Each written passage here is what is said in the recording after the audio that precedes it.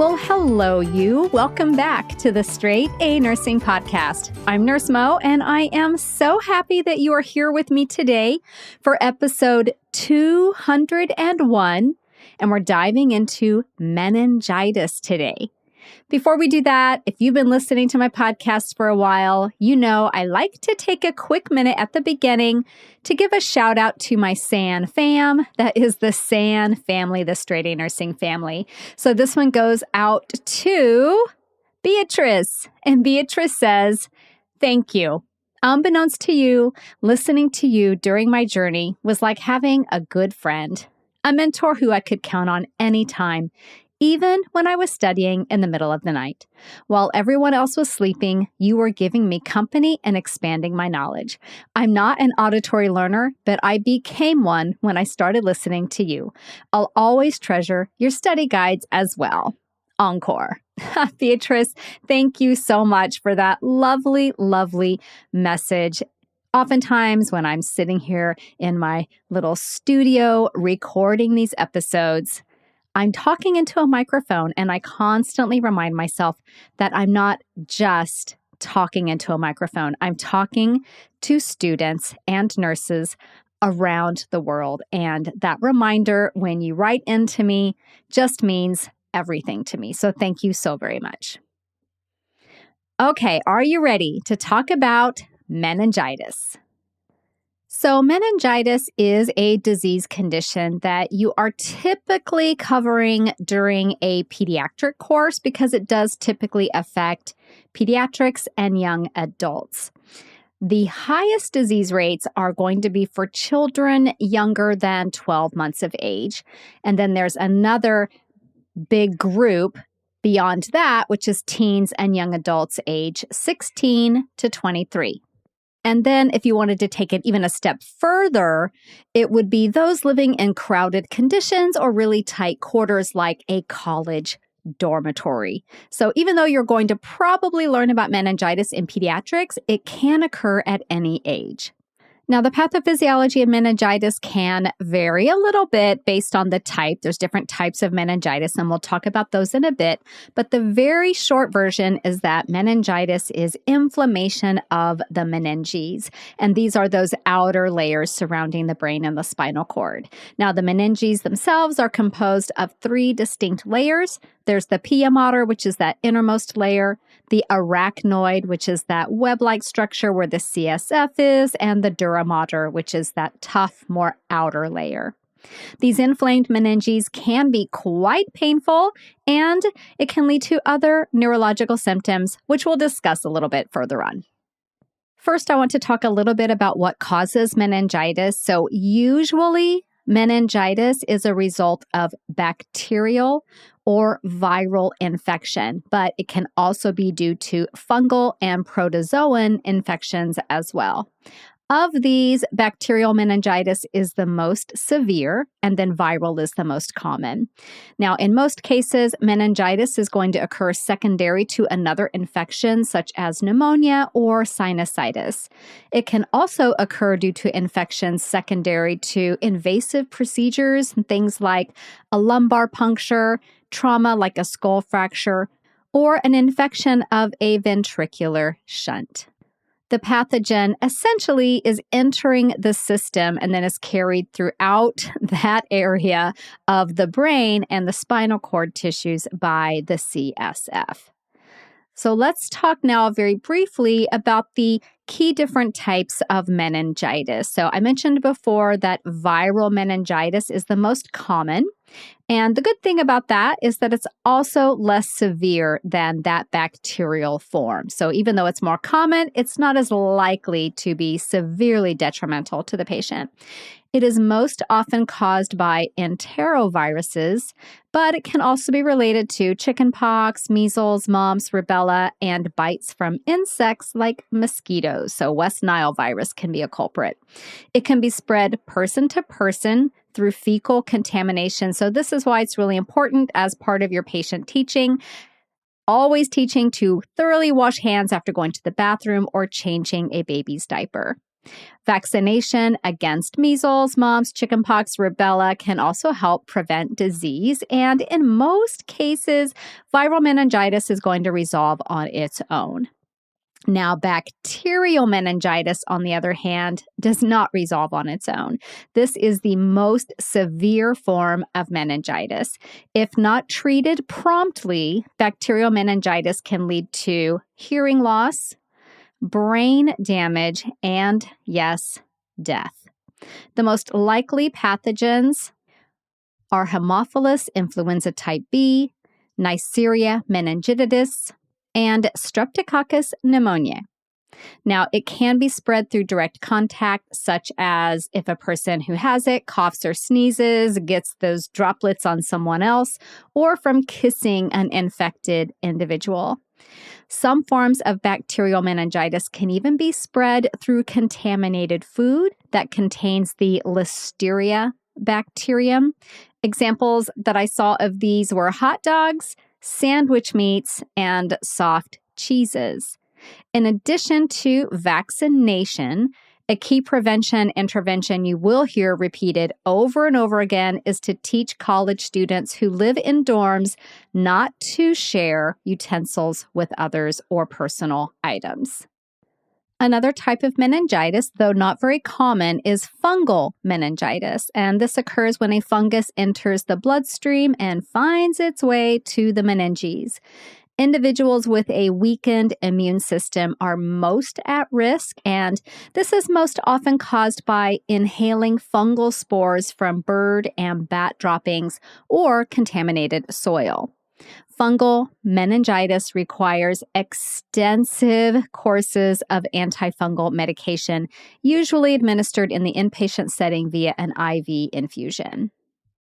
Another form of meningitis, and this one is one of those that just makes you paranoid, is amoebic meningitis. So, amoebic meningitis is very rare and it is usually fatal.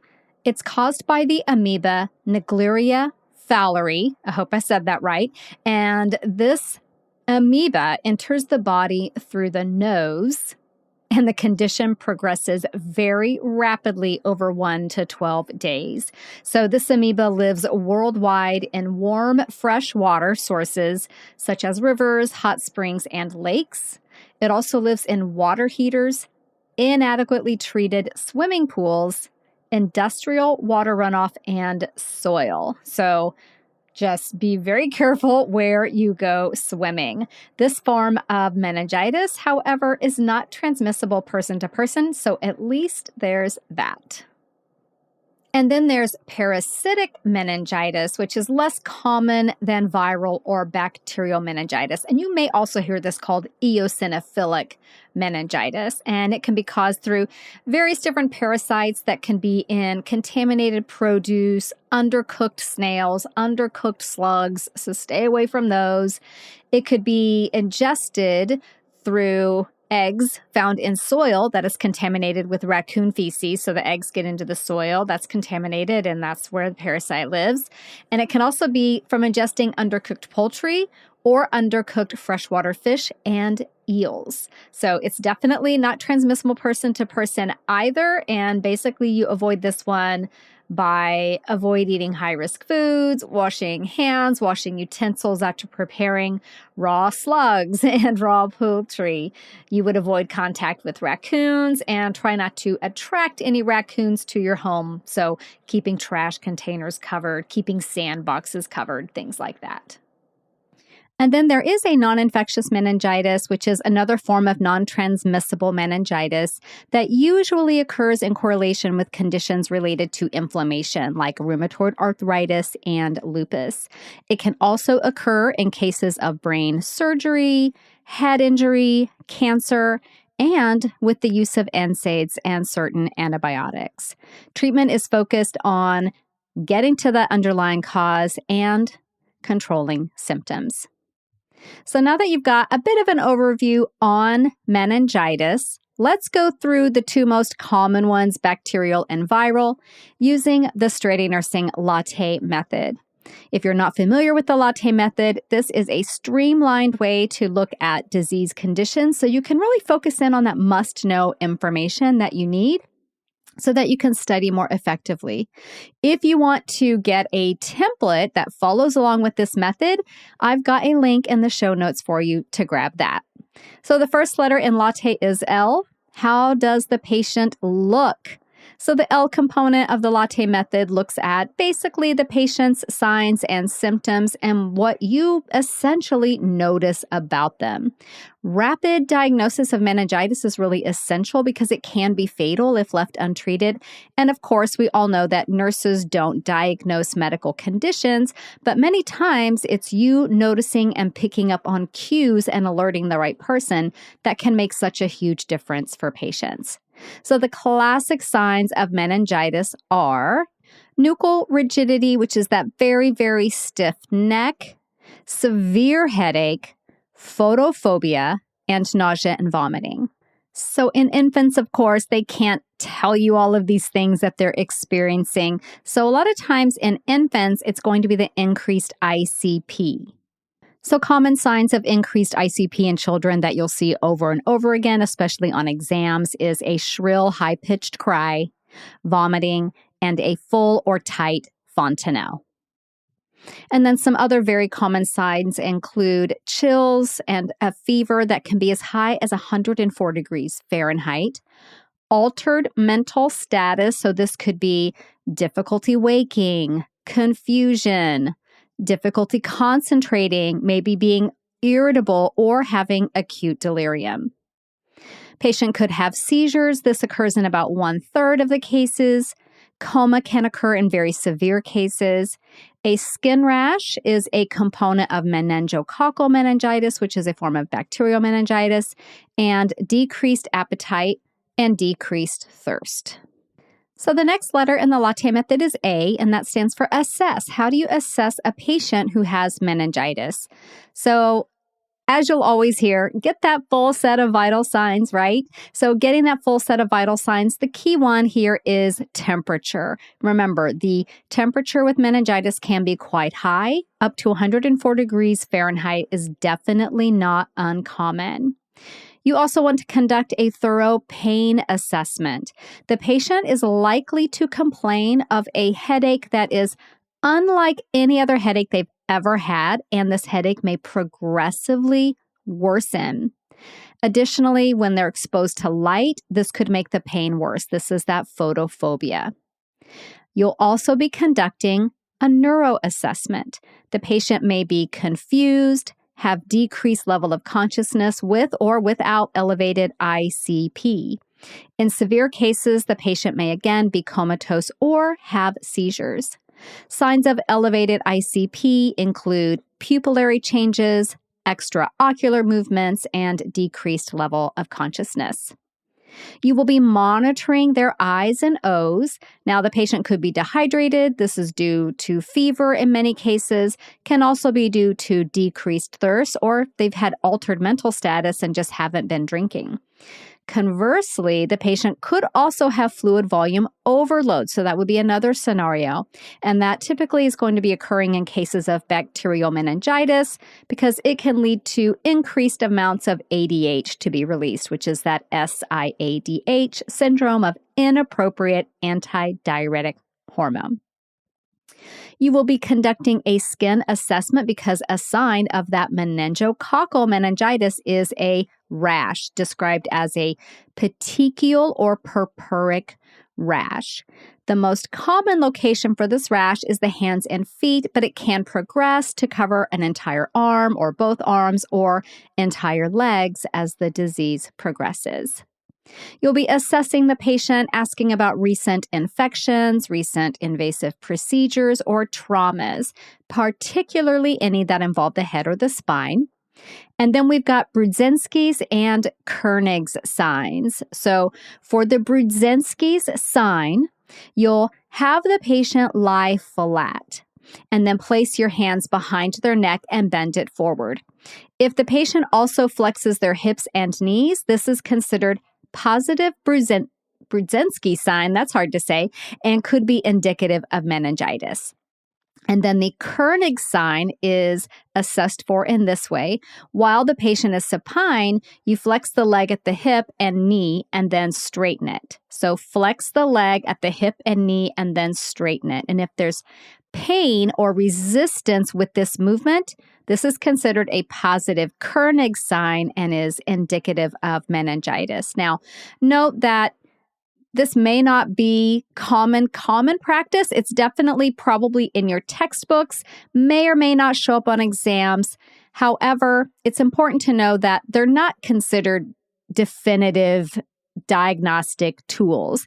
Studies have found both of these assessments have a low sensitivity but a high specificity. So what this means is that a positive sign, yes, that's a good indicator of disease, but a negative sign does not necessarily mean they don't have the disease. So that's considered low sensitivity with high specificity. I can say with certainty today that becoming a nurse was one of the smartest decisions I ever made. It's allowed me to make a difference in people's lives, both patients and students, and given me a career that fulfills me in so many ways. But feeling certain wasn't always the case. I remember getting ready to graduate from nursing school and feeling a lack of confidence about bridging that gap from student to new nurse. Today, there's the nurse residency program with HCA Healthcare. It's designed to help newly graduating nursing students succeed. You'll build your confidence with hands-on clinical experience while developing your critical thinking skills. You'll be supported by a community of experienced nurses and fellow nurse residents, and build a foundation for your career at any of HCA Healthcare's 184 hospitals across 19 states. And becoming a nurse resident with HCA Healthcare comes with other great benefits like tuition reimbursement, student loan assistance, clear career pathways to help you achieve your professional goals, and access to company-wide clinical education programs. Now, I know many of you graduating now feel uncertain about the support you'll receive as a new grad, and if I could give you one piece of advice, I'd say definitely apply to the nurse residency program at HCA Healthcare. They accept applications from nursing students who are preparing to graduate within the next 6 months or graduate nursing students who have 6 months or less of experience when they apply. Learn more today at careers.hcahealthcare.com/residency. Again, that's careers.hcahealthcare.com/residency. HCA Healthcare, an equal opportunity employer. Okay, so let's move on to the first T in the latte method, which is test. What tests will be conducted? So the key diagnostic test for meningitis that will be ordered for your patient is a lumbar puncture. This test yields two very important diagnostic criteria. One is the CSF pressure measurement, which will be elevated if meningitis is present, and the other is evaluation of the fluid and identification of specific pathogens. So in viral meningitis, the CSF that is collected will be clear with elevated white blood cells and elevated protein. That CSF pressure will also be elevated as well. And then in bacterial meningitis, CSF will be cloudy with elevated white blood cells, elevated protein, and decreased glucose. Note that a normal range for CSF glucose is 50 to 80 milligrams per 100 ml, though this can vary. Of course, things always vary based on which laboratory is conducting your testing. So again, the differences here, viral meningitis, CSF will be clear with elevated white blood cells, elevated protein. In bacterial meningitis, CSF will be cloudy with elevated white blood cells, elevated protein, and decreased glucose. And of course, the CSF pressure measurement will be elevated as well. A CT scan and MRI could be ordered to rule out other causes for neurological symptoms and can identify complications such as hemorrhage, abscesses, or swelling.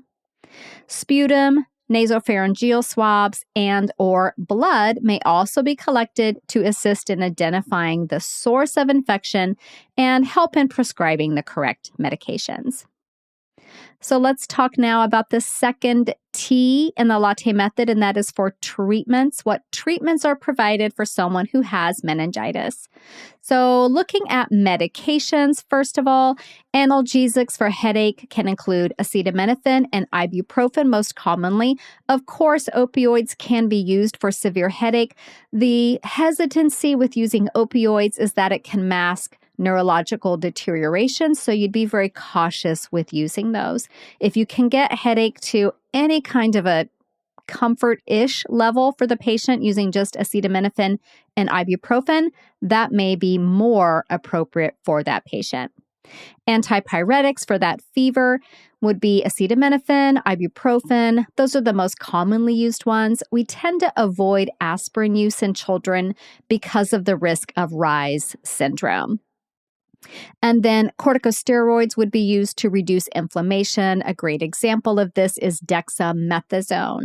Corticosteroids will cause the patient to have an increase in their serum glucose, so sometimes they will need insulin in some cases.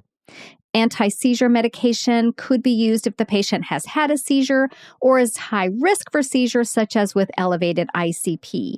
Phenytoin is a common anti-seizure medication used in meningitis. An osmotic diuretic like mannitol may be given to decrease cerebral edema and reduce intracranial pressure, ICP.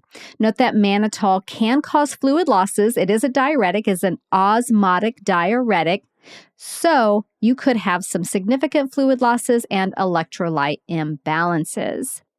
You also want to maintain fluid balance, and this could be done because, again, the patient could be overhydrated or underhydrated, so they could get fluids, they could get diuretics, they could have fluid restriction, they could even be getting hypertonic saline as needed. You will also be replacing electrolytes as needed. And note that levels can be depleted. The patient may be vomiting a lot. They could be depleted due to diuretic use. So you're definitely monitoring electrolytes. Antibiotics will be given for bacterial meningitis. That antibiotic therapy is crucial and will begin with a broad spectrum antibiotic before those culture results come back. Remember, anytime you've got a patient with an infection, it's really important to get the specimen before you start the antibiotic. So what we'll do is we'll get the specimen as quickly as possible and then immediately hang that broad spectrum antibiotic. That's usually how it plays out.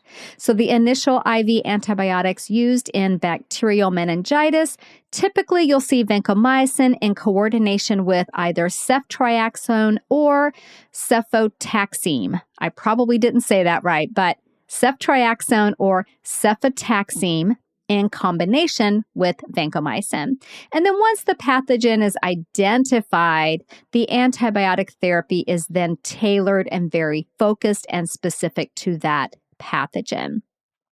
Some general nursing interventions for a patient with meningitis include standard precautions for all patients with meningitis, with the addition of droplet precautions for your patient who has that bacterial meningitis. And typically, the droplet precautions are in place for 24 hours after an effective therapy has been initiated. So if you're giving an antibiotic and it's not doing anything, then that would not be considered effective therapy. It has to be an effective therapy given for 24 hours.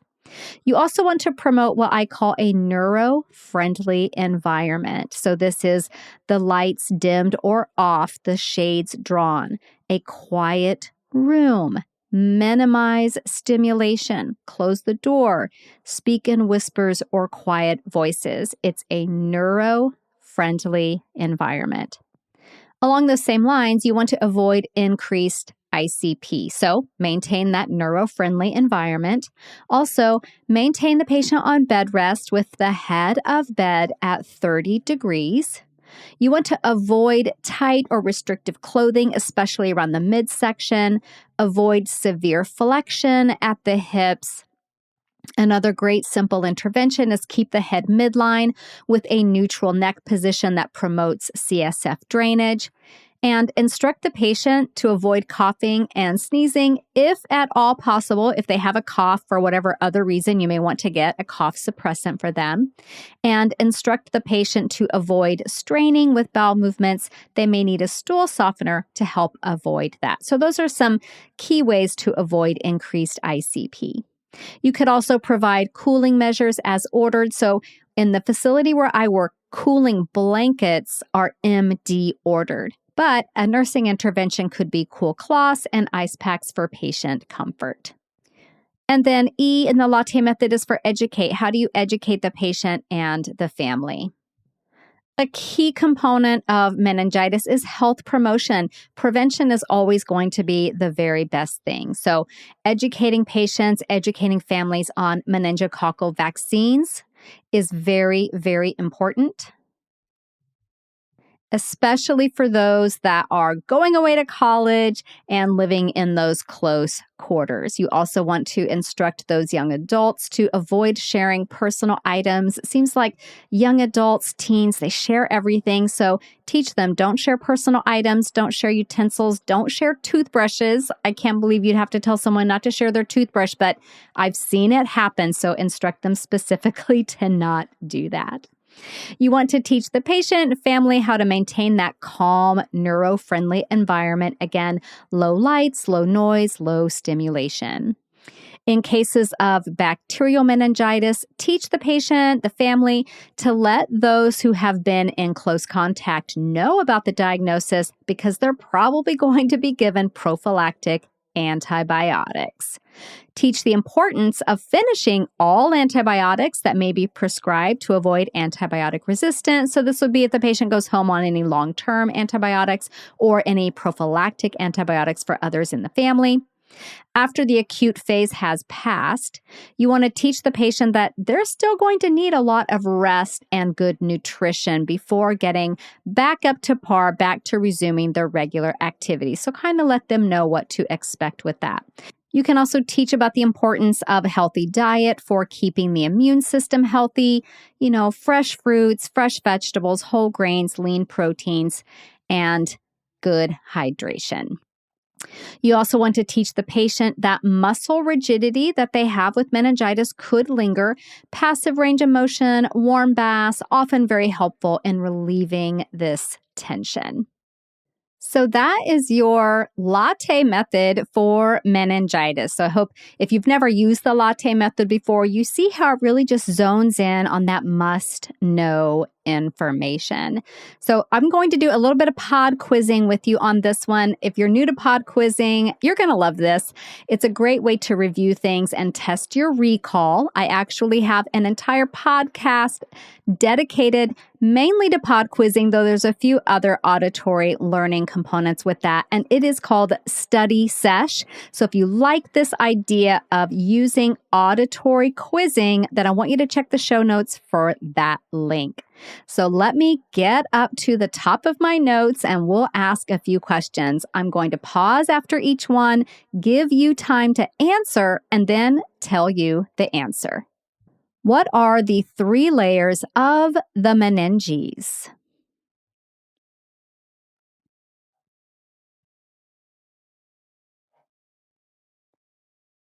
So those are the innermost layer, the pia mater, the middle layer, the arachnoid, and that tough outer layer, the dura mater.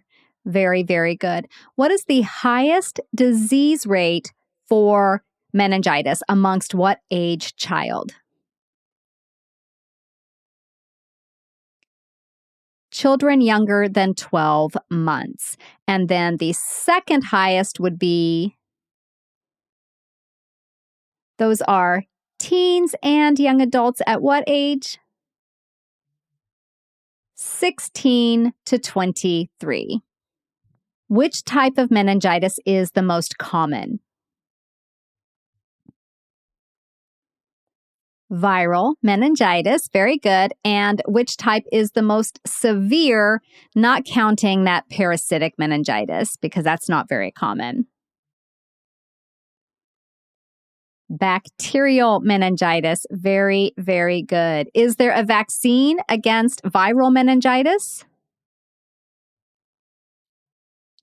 Not specifically. Vaccination against contributing factors like measles, mumps, chickenpox, and all of that can help prevent disease, but there's not a vaccination specific to viral meningitis. What kind of meningitis has a specific vaccine? That is the bacterial meningitis. What are the classic signs of increased ICP in an infant?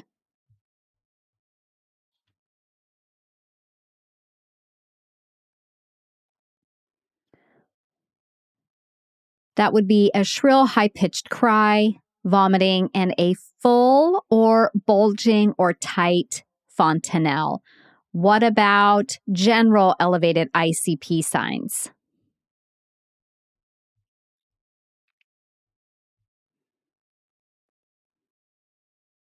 Those were pupillary changes, extraocular movements, and decreased level of consciousness. What type of meningitis specifically involves a rash?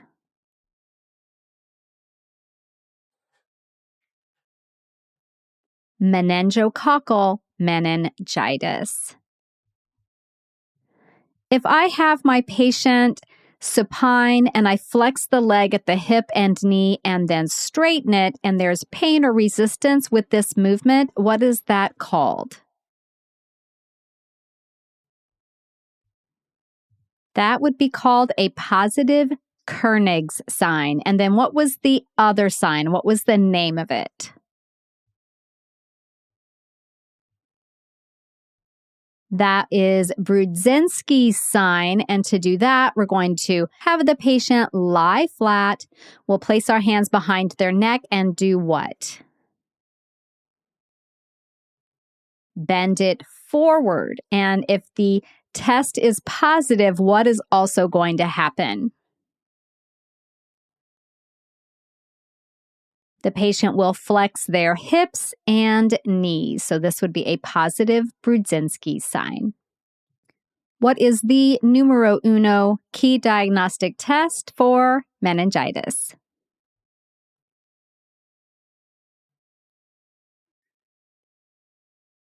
A lumbar puncture. And let's talk about the two types, viral and meningitis. In viral meningitis, will the CSF be cloudy or clear? Clear. Will the white blood cell count be elevated or decreased? Elevated. And what about protein? Elevated as well. What about bacterial meningitis? The CSF, will it be cloudy or clear? Cloudy. What about white blood cells and protein? Elevated. And glucose. Glucose will be decreased. And then let's talk a little bit about the medications. What class of medication is phenytoin that would be commonly used in meningitis? That is an anti-seizure medication. What about mannitol?